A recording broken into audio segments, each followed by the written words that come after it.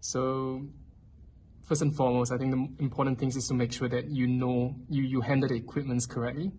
So this is a Gillies forceps. You are meant to hold it as a pen or pencil.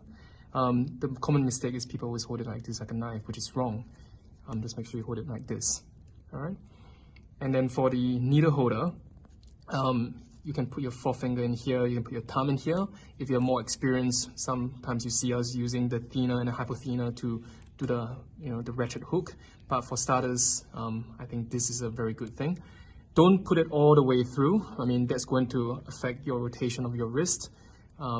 Just using your distal pulp of your fingers is perfect, just like this. So this is old silk. The way you handle the needle, you try to grab at least a third from the end of the needle and make sure you pull it all out. If you wish to adjust the needle, never ever hold the needle with your hands. Use your forceps to adjust it. And when you're happy with it, you can start. So this is the incision that we have. I'm going to do a single simple interrupted suture. And usually the rule is we start from the middle and then we work our ways in halves until we reach the end of it. And this is to prevent dog ears forming from the sides. Remember to always use your left hand to expose and to assist your suturing. And the action that you're meant to do is this rotational wrist action. Remember that the needle is the sharpest at its point, so you should always try to enter the skin at a 90 degrees angle. So this is where you go.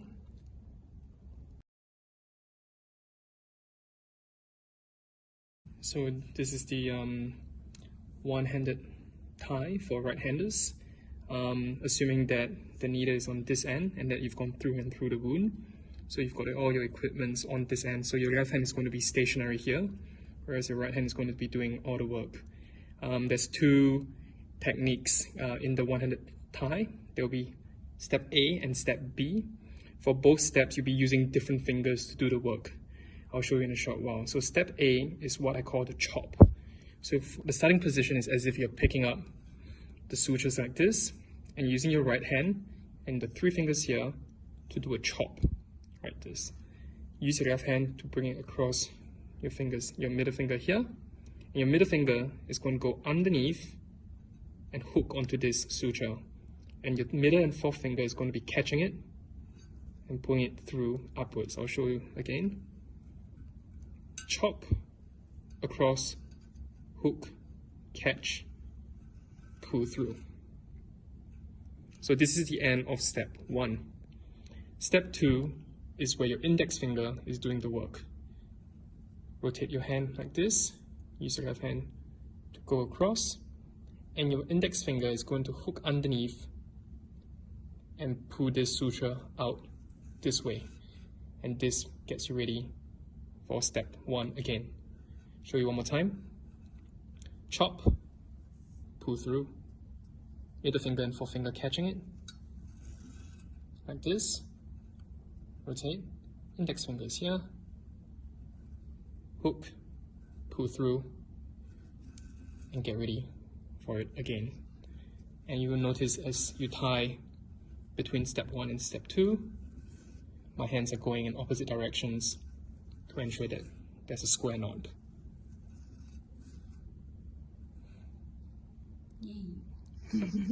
So the next demonstration is going to be a continuous suture. So for continuous suture, the start is essentially the same as a single interrupted, but instead of starting from the middle, you're starting from one end of it.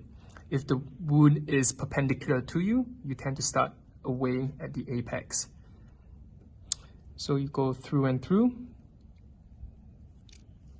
similar to your single interrupted.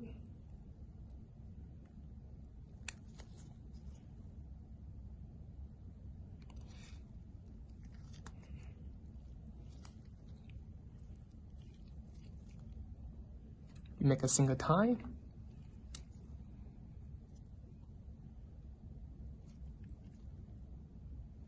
I'm just going to use 311 for this one. You can cut this, just one end of it short, and thereafter, if you have an assistant, they can just follow through and hold this at the side. And all you do is take the same similar bites as your single interrupted as a running continuous suture.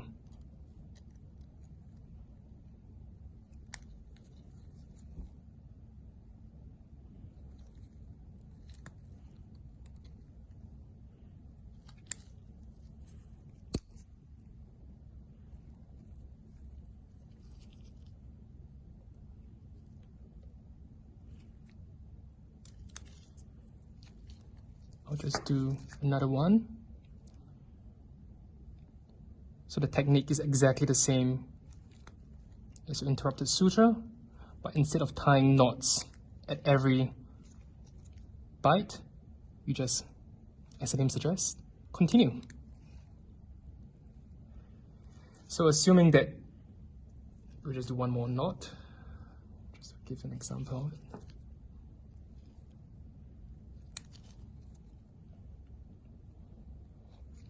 And if you're comfortable doing a through and through, you can just go through the two edges like this. Makes it quicker, but if you're just starting out, I would recommend doing it halfway.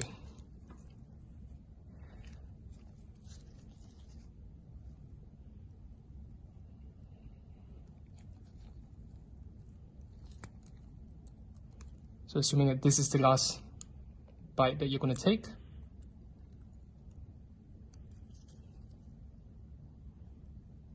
you can do a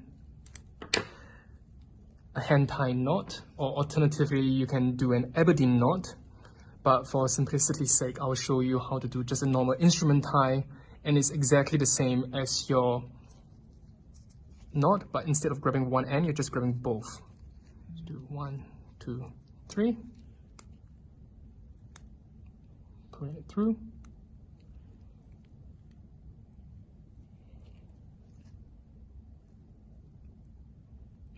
and you cut all strands.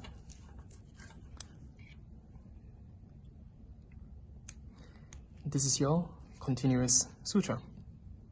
So to begin your single interrupted, just remember to use your left hand to pick up the layer that you wish to, where you wish to start.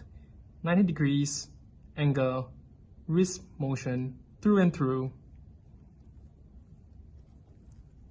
Grasp it. Release your right hand, re-grasp your needle so that you're ready to do it again. Use your left hand to always assist your suturing. Expose the side that you want to suture. Grasp the needle, pull through, and here we're going to do a instrument tie. So for instrument tie, you always try to make your legging strand as short as possible and form a U shape. Do 3 throws. Grab the tip, pull through, make another U shape, 2 throws, grab the tip, pull through, 2 throws, grab the tip, pull through. In regards to the number of throws, you can do it 3, 2, 2, 3, 1, 1, as long as the first throw is at least 3, that's more than enough. And that's where your assistant will help with cutting the suture. And that's your single interrupted suture. So the next one is a vertical mattress. It's in essence somewhat like a single interrupted suture that reflects back on itself. So your first bite is going to be similar to your interrupted suture, but I tend to take a bite further away from the wound edge, given that I know that I'm going to do it a reverse throw as well. So you take a big bite, come up from the middle, make sure that it's deep enough, and always at the back of your head, remembering that you're going to take a second, more superficial bite when you reverse the suture.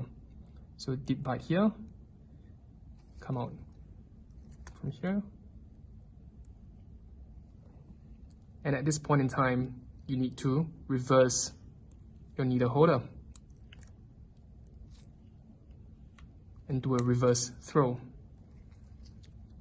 So remember to always use your left hand to assist you for your suturing.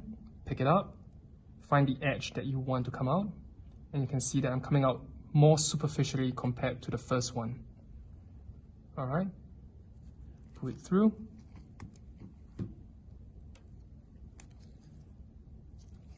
And likewise on this end, take a superficial bite compared to the first one, and you are coming out closer to the wound edge compared to your initial bite.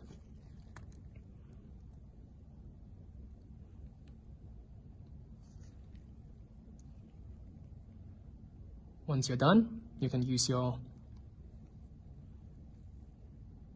your instrument tie.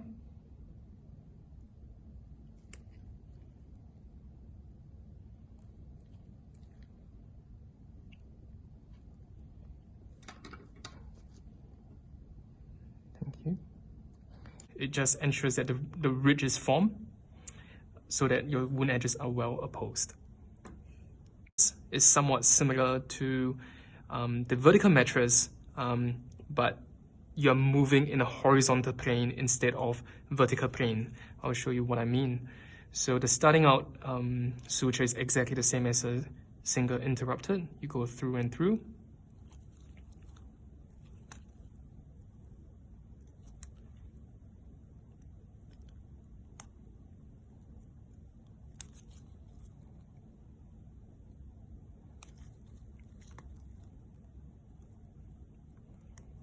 And at this stage, you need to reverse your suture.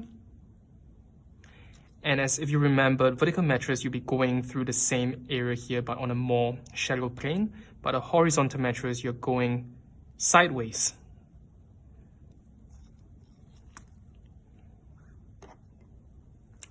And likewise, for your initial entry side, you end up sideways from it.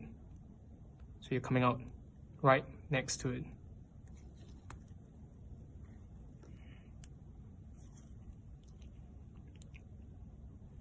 Here, you can do your instrument tie.